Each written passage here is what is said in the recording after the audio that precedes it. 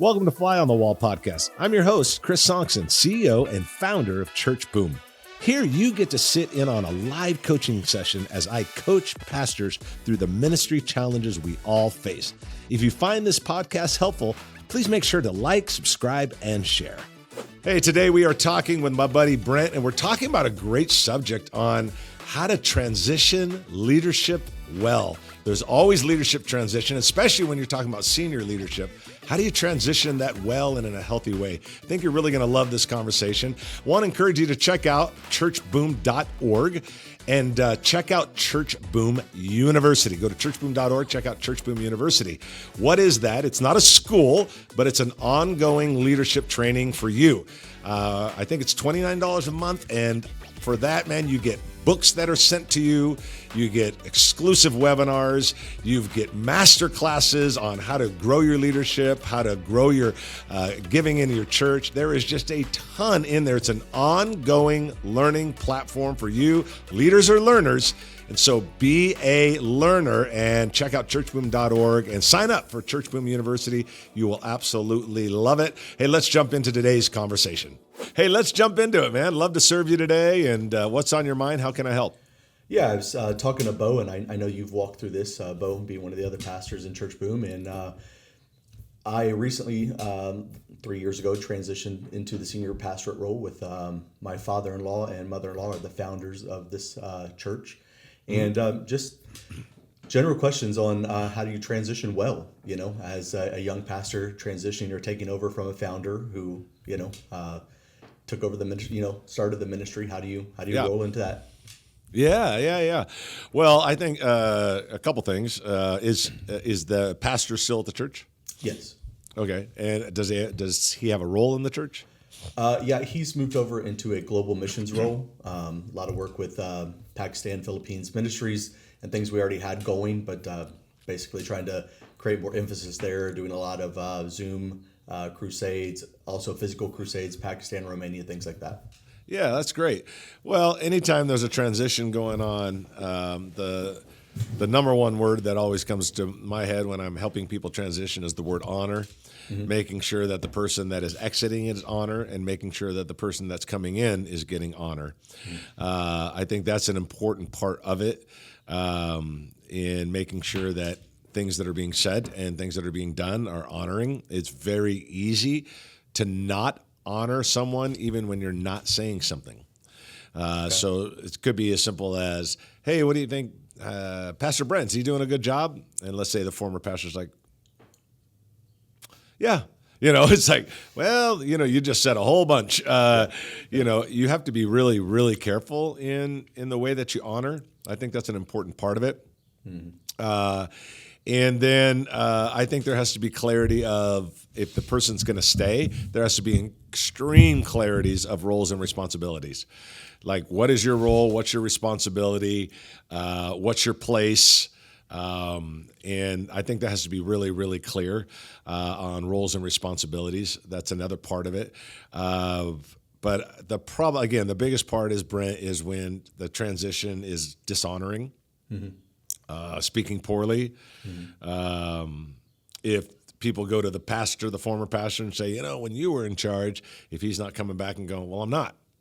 Mm-hmm. And Brent is, and he's the guy that God's called for this, and mm-hmm. we got to get behind him. We're all like, there has to be a constant pushing to what is right for each person, to be honoring, and you honor the past, and you honor and promote the future, and there has to be that. A lot of times there isn't, because you know sometimes the new pastor's doing a lot of really great stuff, and like. People are like, oh, man, you're the hero, and you've done all this stuff, and you're finally taking our church to another level. Well, you know, I've been waiting to get my hands on it. Like, you can't do that. Mm-hmm. You have to be constantly honoring and promoting each other, and then and clearly understanding the definitive lines of responsibility. You're in charge of this. I'm in charge of this, but you report to me. Mm-hmm. And I had that a few years ago. I handed the lead pastor role. I'm the founder of the church to the executive pastor, and I still serve at the church, but I'm just not serving in that same role. but I feel like we've done extremely well in honoring each other, over the top honor each other. And that's the most important thing. Okay. Yeah. I mean, I think the basis is, the family, right? I mean, I have 5 kids, so very much involved on a family level and then ministry level. And then I think it's that dynamic of how do we move ahead, right? Which was one of my other questions, how do we, how do we navigate those roles? You know what I mean? When, for instance, still on the board, still as the primary chair of the board, I'm vice chair of the board. We have what's called a global Sunday, which still facilitates some visibility and ministry time and stuff like that. So how do we balance, like you said, you transition that tension between, hey, we are honoring and, giving God glory for all the 25 years until now. But hey, now we need to kind of flip the ministry over, because every ministry comes to that point, and there's a reason why you're making a shift, because you want to move into the future. The ministry has to keep moving forward. But then how do you kind of mix that bag and say, hey, we're honoring what was, but then we're also reaching forward to, as Paul said, I press towards the goal, right? Of the upward call, and that kind of tension, you know what I mean? Is for you, is it a lot of conversations with your executive, or, how did you kind of pull away from that? Well, a lot of conversations. We're very much committed to 2 things. We're very much committed to the Matthew 18. If there is a problem, if I'm feeling anything, the Bible says, go to your brother at once. That's a very much a language in my world. We're very committed to Matthew 18. We want to talk to each other. If there's an issue, there's a problem. There was a misunderstanding, I don't know, a couple months ago. So we got together and at a Starbucks and sat there for an hour and worked it all out. It was no big, and as we moved on, we haven't even talked about it since, because we want to receive from each other what we think the other person might be doing wrong or dishonoring in any way. That's Matthew 18. The second thing we're very committed to is we do not want to live in artificial harmony. That is where a lot of people get it wrong, in my opinion. We work a lot of churches. We know a lot of churches. And I think a lot of times they're living in artificial harmony. They know that there's a problem. They know that there's a tension, but nobody's dealing with it. Nobody's getting it out. Nobody's having the difficult conversation. So that's how we've done that. And that's what I would encourage you to do. I encourage everybody that does any sort of transition of leadership is live by the Matthew 18 moment. If there's a problem, go to your brother at once. Not in 6 months. Go to your brother at once. Secondly, refuse to live in artificial harmony. And those 2 words are rarely ever go together. Most people have never even heard those 2 words put together because they're completely opposite. But that's the point, is you don't want to live in artificial harmony. And you got to refuse that we're going to live there. That's 2 things that we've done really well. Okay, I appreciate that. Yeah, absolutely. In the scope of that, were you the initiator of the transition? Because in my scenario, children's pastor, youth pastor, executive pastor, kind of a lot of different hats within the church, obviously working our way there, desire for him to be more global, the ministry to shift a little bit. So a lot of the transitional nature was initiated, kind of initiated to me, and then we kind of wrapped our heads around it. In your situation, do you feel like, was it a ministry initiation? Was it your heart shifting? Was it just time? How did you? Me. Yeah. Yeah. No, I get it. Definitely me. I'm the one that came to him and said, hey, we both knew this day was coming. He definitely didn't think it was coming at the time I said it, because it's not like I'm 65 going, okay, I'm done, kind of a thing. I just knew I wanted to move over and do a different role. I didn't want to do the day by day. Let him do the day by day. We took Church Boom as a whole, moved it out of Southfield so it was independent. And I think I want to spend more time running Church Boom and helping churches across the nation.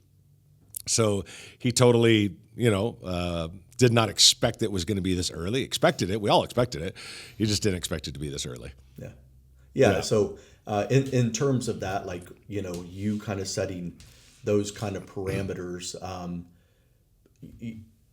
in a time when that happens, I think there are a lot of things that I feel like sometimes there are answers or conversations that need to happen, but I don't necessarily feel like I'm the initiator of those conversations, because I don't know how, like if I were talking to you and you and I and had transitioned, there may be questions you have of me, what's my role? How do I fit? And I feel like there's a struggle sometimes of the incoming leader to go, well, unless the roles flip, right, you're kind of serving him now, not in the sense of subservient, but like his mission and vision to lead the church.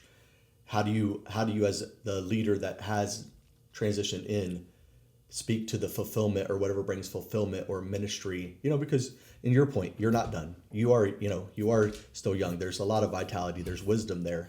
How do you speak to that? Like, if I were speaking to you coming, how would you receive or want to receive kind of that conversation? Hey, Pastor Chris, I need this from you. Or, hey, are you feeling fulfilled in your role in the transition, Yeah.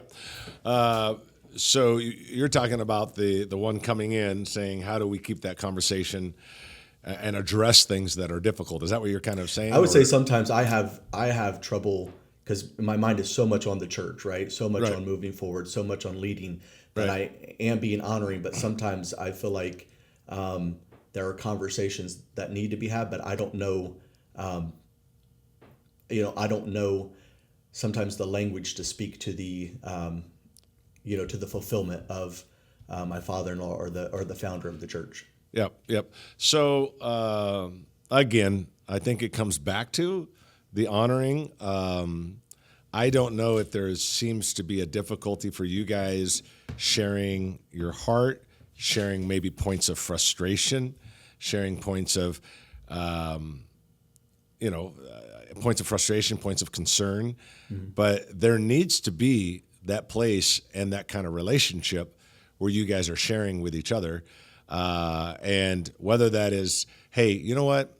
For the next 12 months, let's meet the first Monday of every month and have breakfast and just make sure that you feel like you're being honored. I feel like I'm being honored, and any issues are brought to the table.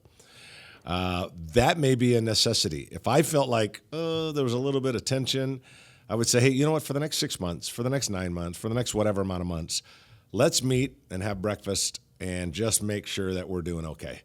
And let me be honest with you. I want you to be honest with me. I want us to be honest with each other in what's frustrating us or tension point. And those are great questions. Are there any tension points? If I was on either side of this, let's say it was me and you. Mm-hmm. I'm the one coming in or I'm the one handing it off to you, whatever. Here's the questions that I think. Are there any tension points? Mm-hmm. Are there any places of frustration? Is there any time in this last month or any situation where you don't feel honored? Is there a way that I could honor you better? Mm-hmm. Those are the kind of things you need to be saying to each other. All of that needs to be laid on the table with each other. Mm-hmm. I will ask you this, and hopefully it doesn't stir up a big old hornet's nest, but he remains the chair and you are the vice chair. How does that work? I mean, essentially, there is Victorious Living Incorporated. So there is a little bit of tension there between the global missions, right, that exist within the church, but he's the head of the global missions. And then there's the kind of church, right? And so there is a little bit of, I feel, separation there because, the church funds the missions component, right, with a tithe.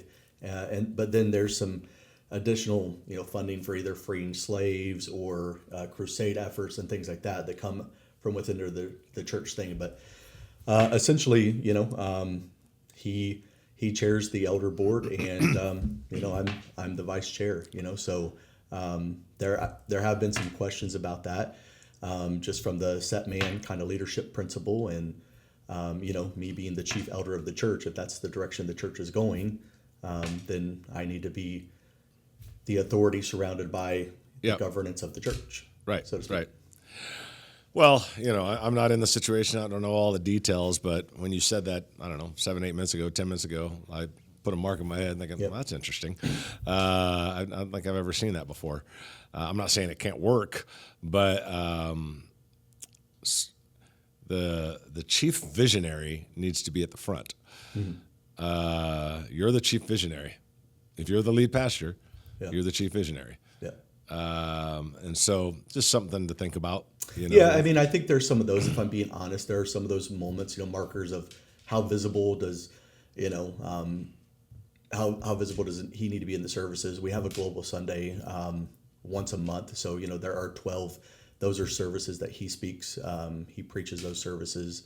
We're still working out, some years in, transitional nature of Sundays. I would be, probably 2 months ago, I preached, kind of preached my first full segment of 4 weeks, a full month worth of services. So, they're just, to your point, some of those conversations. And I think, being a son-in-law, I think it adds dynamics, right, to the nature of how close our family is. And, there hasn't been a day really, and my oldest is 19, my youngest is 5, where my kids haven't seen. And they're great people, great grandparents, been a great mom and dad to me. So, there's that tension. And I think that was part of the conversation is, how do you work out those tensions, wanting to be honoring, but at the same time, like you said, ministry is full of tough conversations where there is tension and there is a full speaking of hearts. And, aside from books like Next by Vanderbloom and things like that, there isn't really a guidebook on how to do this and how to navigate these relationships and these dynamics. And so, there's wisdom in a multitude of counselors. And first thing I told Bo, as I said, I know Chris has walked through this, so I need that wisdom. Yeah. Well, and I if I were to take everything we've talked about and brought it down to one thing, have a regular time to meet. Yeah. And ask the tough questions. Is there anything frustrating you? Is there any way that you feel like you're not being honored? And I mean, just 2 or 3 questions that come up at the table once a month for the first 6 months. Once you dial it in and find the groove, you're fine. Yeah. But those are the kind of tough questions that need to be asked between the person coming in and the person transitioning to a different place or a different position or whatever. Those are the questions that need to be asked. Mm-hmm. If we don't ask them, then what do we fall into? We fall into artificial harmony. Sure. Yeah, everything's fine. We haven't really talked about it. It's kind of okay. I think there's a little bit. I'm kind of a little frustrated. That's artificial harmony. Mm-hmm. And you can't live in artificial harmony because one thing I always say is attitude is never content until it's expressed. Mm-hmm. So if there's an attitude in our heart, it's never going to be content until it's expressed. So get it out. Otherwise, it'll just stay in there shaking up inside of your heart. Could I ask quickly what's kind of your as you transition away, what's your involvement with the church look like now? Yeah. I sit on the board. I'm not the chair or the leader of the board. Sit on what's called the DLT, Directional Leadership Team. Okay. And I help a little bit with global expansion, not global missions, global expansion, because we have several campuses. That's probably my primary role is sort of counsel, wisdom, utilizing some relationships I have, that kind of thing. And that's, and in whichever way he wants me to serve. I literally tell him that all the time. Hey, however you want me to serve, you let me know if there's something. He's like, hey, man, can you go have a conversation with this campus pastor and talk to them? I think there's something going on there. Mm-hmm. Yep, I'll take care of that. And I have had no problem saying, you're the boss, I'm not, and I'm okay. I think that I think it's just so important to learn as the guy that sat in the first chair for so long, how to submit in the second chair. Personally, I think it shows great maturity. And I've tried really hard, and I think we've done really, really well with it. It's been 3.5 years, and we've done extraordinarily well. Very, very healthy. What's your visibility like within the church? Like, are you at every Sunday service? Are you at... Oh, no. Not at all. Well, we have multiple campuses, so not at all. And honestly, I haven't been at, even prior to that, I wasn't at all the campuses. Not even close. I was speaking at regularly at a campus, and that was it. And all the other campuses speak live. Yeah. So once a year, maybe. Because when you get to that point, you're not pastoring. I always say this all the time, that the larger you get, the less people you pastor. Yep. You're actually pastoring leaders now. And so, no. I mean, I spoke yesterday for our 27th anniversary at our original campus, but maybe once or twice a year. That's it. What is honoring you like from the new leader? What's a Sunday where you're honored and you're treated well? What's that look like? Well, How would I feel honored? Yeah. It wouldn't be so much on the day-to-day or even the week-to-week, but, it's the 27th anniversary. The founder's going to come speak. Yeah. The founder, they make sure everybody gives a standing ovation when the founder walks up to the stage. Mm-hmm. I don't need that for like this praise, but it's a sense of like, wow, they're really honoring me, and that meant a lot. We had a Zoom call 3 weeks ago, and he wanted me to do a 20-minute teaching call. He texted me, hey, can you do a 20-minute teaching on this to the campus pastor? Sure. We got on a Zoom call. And he goes, take it, Chris. He goes, still your church. He literally said, still your church. And it just felt honoring. He knows I'm not going to do anything to dishonor him. He knows that I'm going to keep him out in front. But he doesn't lose sight of that, and he says that. And anytime he introduces me, I wouldn't be here if it wasn't for him. When I first met him, I was a PE teacher at a middle school. Yeah. And then he brought me onto the staff as small groups director, and now I'm a lead pastor of all these campuses. When 15 years ago, I was a PE teacher. And he always does that story. He always does a story of, I handed it to him, and I set him up, and I saw in him what he didn't see in himself. Mm-hmm. Those are things he says all the time. And it just makes me feel like, wow, I've never felt dishonored in that. In the sense, since the transition took place 3.5-ish years ago, I have not felt any bit of that at all. Yeah. Okay. At all. And he does in front of the board. I mean, look at the board and say, well, we wouldn't be here if it wasn't for this guy, kind of a thing. Mm-hmm. And I'm just sitting on the board. I'm just a board member. I'm not nothing. And I don't want to be anything. I want to make sure he is out in front. Yeah. And I want the church to win, and it's not going to win if there's a tension. Yeah. Perfect. So Thank you. Yeah. Anything else you got today, or anything else you want to talk about today? No, I mean, just young pastor working through those transitional things. I think to a lot what you said. I never intended to be a pastor. God found me, and and my father-in-law and the founder, he, like you said, a lot to get me where I am today. I wouldn't be here without him and that's awesome. His wife, and just looking to do what a lot of churches can't, find the next, right? Yeah, find the next, be the next, and then replicate, right?